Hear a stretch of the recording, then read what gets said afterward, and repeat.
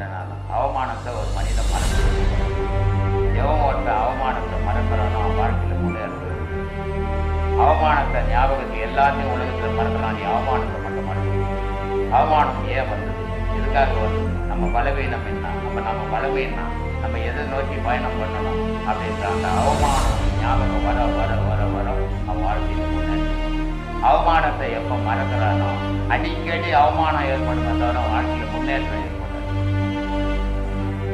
ஆனா சில பேர் அவங்கள ரொம்ப இன்னும் கஷ்டப்பட்டுட்டு தானே சொல்றாங்க.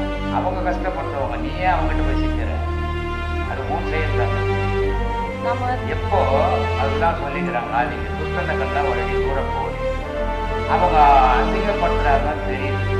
அப்ப நீ அவங்கள விட்டு விலகி அவங்கள அசிங்கப்படுத்துற கூட ஆயிடணும், அவங்கள அசிங்கப்படுத்தணும் நினைவை நீ வளர்க்கணும்.